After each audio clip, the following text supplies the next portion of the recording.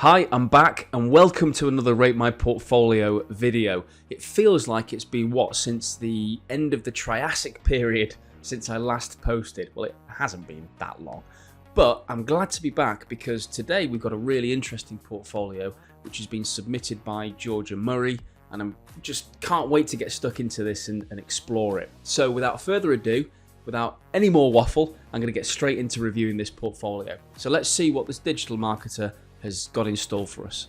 Now, anybody that's watched my review videos in the past will know that I start from the top left and I go all the way down to the bottom right. It's just the way that I like to do things, and it just makes it sort of cohesive throughout the video.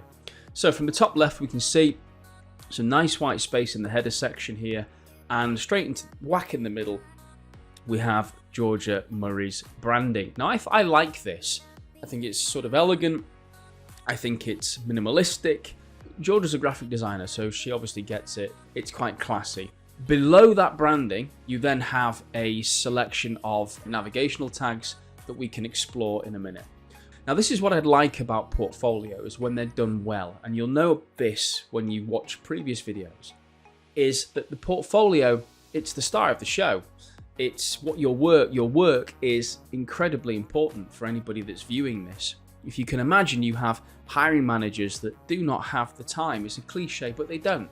You have people who are looking for talent really, really quickly. And when you can present them your work front and center on the same splash page or landing page, then you're already halfway there because they can start making a decision very quickly. What I'd like about the way that Georgia has laid out her portfolio is that the images used are very eye-catching, and there's a bit of contrast here, and I'm pulled in straight away. My eye is pulled into this image here. I love this flex image. It pulls me in, and then I want to explore everything around the periphery. It's very, very clever. You've got this white sort of background, nice white space, which is important in a portfolio design. Then you have this image that draws you in, and then is complemented by the other images around. The styling is simple, as I said before. So if we look, we have Oliphant, Flex, Hignet's horses, and I'm going to explore some of these as well. And then below, right at the bottom, we have a simple yet effective footer. We have the social medias and a way to get in touch. Perfect. That's all you really need. Now let's explore the about section. Great. Here's Georgia. This is nice. I like this. Again, we've got a little bit of about Georgia, which I think is very important. We have an image of Georgia, and then we have what she's got a good understanding of and basic understanding of. Now, there's an argument here to say that maybe Georgia's underselling herself, that she has a good understanding of Adobe. And that's always a very sort of subjective point, isn't it? Is how do you grade yourself? How do you match your own sort of abilities to maybe the expectations of a hiring manager? It's very, very difficult. What I would maybe suggest here, Georgia, is that you put skills rather than add in the fact that you think you're good, excellent, okay. Because some people might say, well, you've got a good understanding of it, but it's not great. So I would remove that and I would just put skills. Achievements, really, really good. With your achievements, Georgia, if you have any images of your awards, certifications, put them on there as well. Maybe make a carousel or include them on a sort of a light box or something on that page. So I think, Georgia, when we look at it, all in all, your about page is solid. There's not really too much more I would add to this. And what I like is the fact that, and I've said this before in previous videos, that you have your social in the footer. Why? Well, if you've just watched this for the first time, I like to say that if you have your socials in the footer, you're less likely to have that somebody click on Facebook, your Facebook icon, and then you've lost them because they go and check their own messages, they go and check their own timeline, and they've forgotten about you. The idea of a portfolio is to try and really keep them on that page. Let's look at the contact form. When it comes to contact pages, I don't like to see, especially with graduates, mobile phone numbers, personal emails on there. And Georgia, you've done what I always recommend, which is great, and I like this, is that you've put a button, a call to action where someone can click on it or tap on it, and then they're taken to a mail app, and then they can construct an email from there, rather than have your email there where someone could just scrape that information and then spam you to death. So I think that that's good. You're not putting mobile phone numbers on there either, or addresses. perfect. Okay, let's go back to the portfolio then, and let's have an exploration of some of these projects. But first of all, I've got to have a look at Flex. Okay, Georgia, I like the layout of this portfolio page. I do like this. You've done what I like to see with digital portfolios, and that is you have the brand or the company or the project name, and then you have the description of the brief, and then you have the solution. Very, very important for anybody who's coming on to your portfolio looking and wants to see your methodology, wants to understand what it is that you're actually doing to be able to get from point A to point B, and you're doing that here. You've got the brief, so create a brand that encourages young people to exercise. So you've got a really smart solution there for the younger Gen Z generation, and maybe for Gen X, who knows. I get what you're trying to do here, and I think the designs are spot on. I really do. I really like these designs. Of course, it's subjective, but I think that it really works. And the way that you've laid this out is, again, nice and simplistic and has class to it. So with this Flex project, we can see that you're documenting your sort of progress. You're getting your advertisements here. You're getting ideas, visuals on how it would look like on iOS devices. You've then got a banner or an advertisement here. And then you have social media, which I really like the designs of. You've got social media designs, you've got social media concepts. Looks really, really good.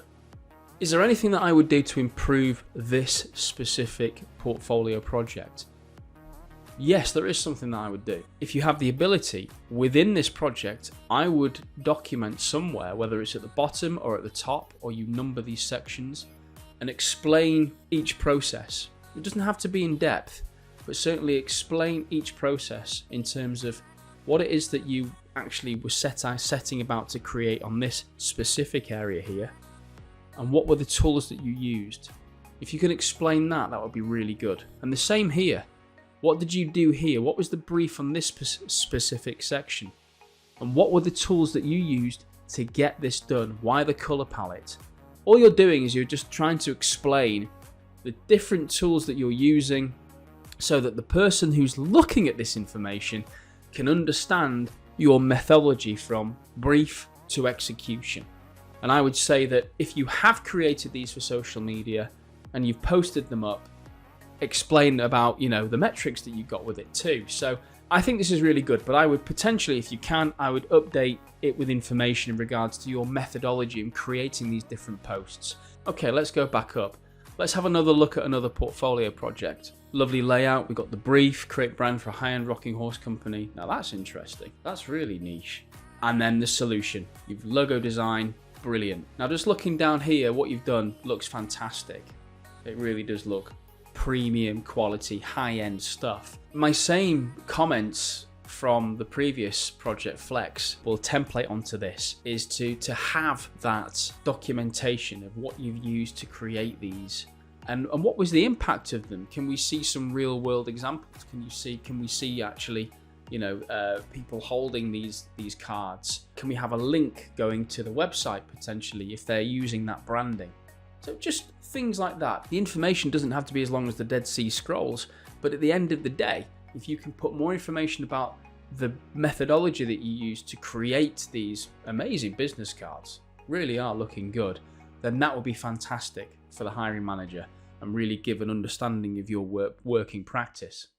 In terms of the rest of your portfolio, I think what it does, Georgia, is it gives a really good understanding of your abilities and skills. Clearly, you're great from a design aspect, and you can certainly get more sort of specialist and specialized when you're designing, say, stationery items, etc. So you have a really good repertoire of skills and different areas of expertise within graphic design. And I think that we can clearly see, your passion for design. What I think your portfolio could do better for you is just explain a bit more about your methodology. Just explain a little bit more about the way that you go about producing this great material. Other than that, I would say that certainly this is a very strong portfolio, and I know that you're going to add to this because you've been working on some really interesting products and with some companies over the past few months, and no doubt you will continue to do more great work for other agencies as well. Clearly talented. Georgia, thank you so much for sending this in. I'm finding it, I do like to find areas where I can critique, but I'm finding this one difficult to fault. Georgia, to round it off, your portfolio is very strong, and I love the simplicity and the elegance of it. Keep up the great work, and I'm looking forward to seeing updated versions of this as we go along throughout this year and the next. Finally, there's a little bit more of a backstory to this. I actually was looking for somebody with graphic design skills 4 or 5 months ago, and I do this predominantly through the power of LinkedIn, and I use my network, and I'm quite active on that. Actually, I'm much more active on LinkedIn than I am on any other social media channel. And Georgia, when I was headhunting, just came straight out the blue from nowhere, and I saw the stuff that Georgia was creating and posting, and I looked at her portfolio, and I was instantly sold. We managed to place Georgia in a fantastic business, and Georgia has gone on to create some really beautiful, visual, dynamic, rich media assets for this business. So that's really, really great. And I have no doubt that Georgia will continue success in whatever she does with graphic design, and I'm hoping that we work closer together in the future as well. So Georgia, thank you again so much for submitting your portfolio to me to have a look at. Although I have seen it in the past, it's still great to revisit.